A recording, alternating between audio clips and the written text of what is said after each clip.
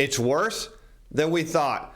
I'm your host, Steve Van Metre, and thanks for joining me today. And as we head into earnings season, we expected things to be bad, but the stock market isn't reacting quite as bad as we might expect it to.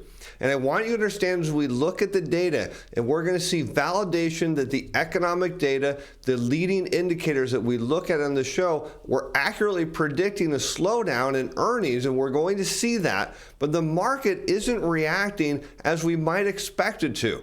Now, I know some of you are thinking, well, wait a minute, Steve. Haven't you seen the market over the last week and a half? It's been going down. And the answer is yes, I understand that. But you also have to put that in context that investors are very bearish on the market right now. They're not at extreme levels, but they're getting pretty close.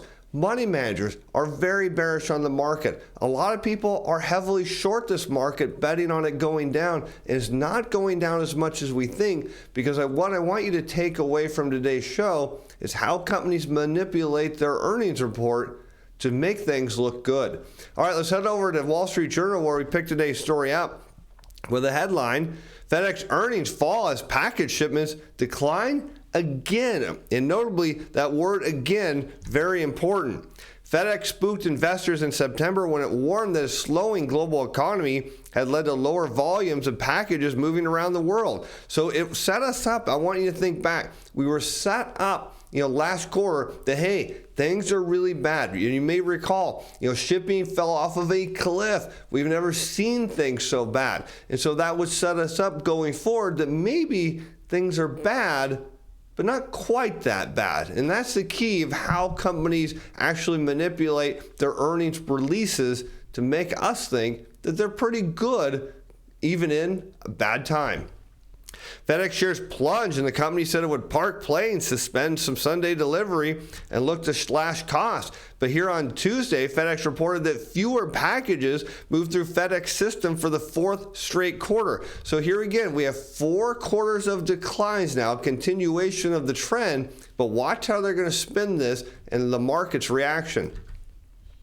FedEx said that the weaker demand was the most acute in its express unit, which provides overnight and international deliveries. So we knew this was likely to happen as demand was falling and things from overseas weren't going to get shipped as fast because they didn't need to.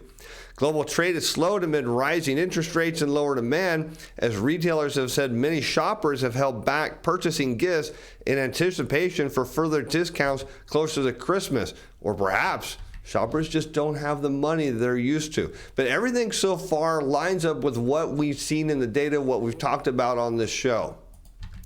FedEx said profit fell 24% in the quarter ending November 30, and the company posted about a 3% drop in revenue to $22.8 billion. But here you go, get ready for it. Earnings per share didn't drop as much as analysts had predicted, but revenue was below analyst expectations of $23.7 billion. And what matters here is those key words that earnings per share didn't drop as much as analysts expected. And if you don't think that they have a pretty good idea of where these numbers are coming in at, they do. So now you see that, hey, it wasn't as bad as the experts thought. And notably, look at the reaction.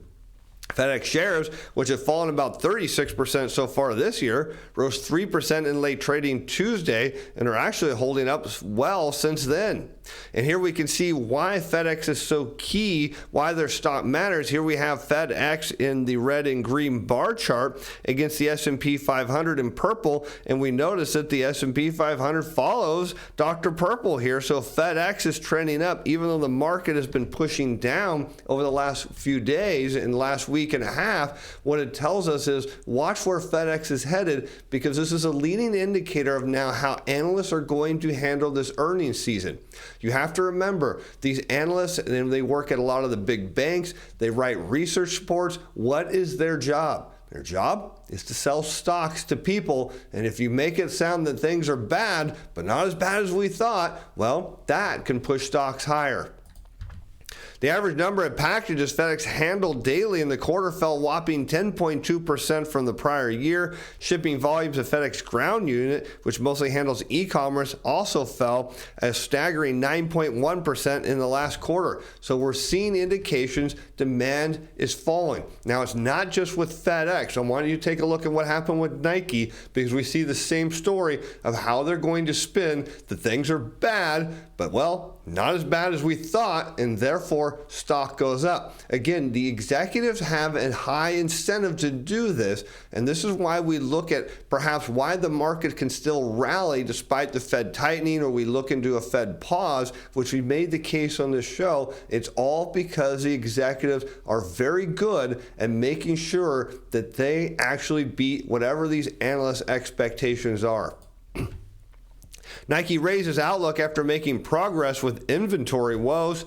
The company said its revenue in the second quarter rose 17% from a year ago, and profits were roughly flat. Better than expected result that analysts estimated that helped send shares up more than 11% in after-hours trading. Again, all we have to do is beat whatever the analysts say, or leak our data to the analysts, who can then come around and say, hey, look, we'll just lower our expectations. They beat it. Hallelujah. Stock goes up. The machine algorithms love this stuff. We believe the inventory peak is behind us, as actions we're taking in the marketplace are working, according to the CEO. Analysts have been watching Nike and other retailers for progress in trimming inventories, as many consumers have shifted discretionary spending as inflation pounds their budgets. Of course, we've talked about on this show extensively. Nike pared down its inventories from the first quarter, but they remain elevated. Said the inventory was valued at $9.3 billion, up 43% from the year ago. Now, want to watch how they're going to spin this, because what does it mean when your inventory levels are too high, and how do you trim them? Well, you can either have sales surge higher and bring that inventory down, or if sales even aren't surging higher, what do? You trim your new orders down, and it starts to make perfect sense of what we're seeing here. And on that notion, I just want to make a reminder, CTA-Timer Pro, that trend following program that I wrote, is still $20. The programmer's working on it. We've got some things we're fixing for the next release and the big edition we're adding. He's hoping to have it to me sometime next week. If you want to lock in the $20 a month price, you got to do it now. Link in the description. But now let's take a look at new orders, because we know they're collapsing. And sure enough, here we see the Philly Fed diffusion index for new orders, and we can tell that probably companies like Nike are slashing their new orders to bring the inventory level down to make things sound a lot better than they perhaps are. And sure enough, to help keep future inventory levels in line, Nike was cutting orders, there you go, with its suppliers. We've tightened our second half buys to prioritize inventory health across the marketplace. So here you go. There's how they're going to do it. All they have to do is slash their new orders down so much that even a mediocre amount of sales brings inventory levels down. Of course, the market will like that, and then you'll see, of course, in the coming quarters, how they can spin garbage into something that looks really good. But perhaps things are looking up, or maybe the data is wrong. I'll let you decide. Consumer confidence improves in December, a hopeful sign for the economy, as the business think tank's latest consumer confidence index registered 108.3 this month, a significant jump from the upwardly revised measure of 101.4 in November.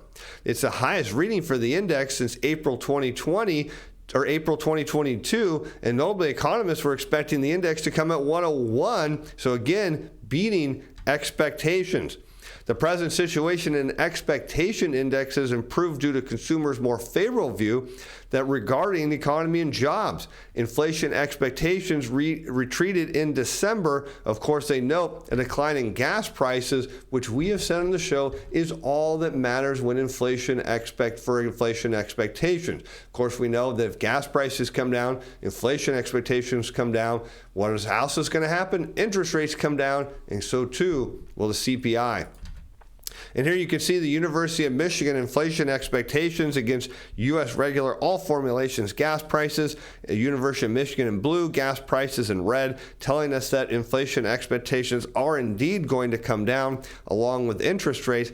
But is this conference board the problem? Is their data wrong? Well, this chart from Zero Hedge shows the University of Michigan consumer sentiment in red versus a conference board confidence survey in green. Notably, it points out periods where the conference board is leading higher that is actually wrong and comes crashing down to the University of Michigan sentiment survey. The question I'll leave you with today, who do you think is right? Is the consumer conference board data right, or is the University of Michigan data right? But either way, keep an eye as we get into earnings season. Watch these executives spend their reports to bring their stocks up, because in the end of the day, that's all they care about. I'm your host, Steve Van Metre. Thanks for watching. Thanks for being fans.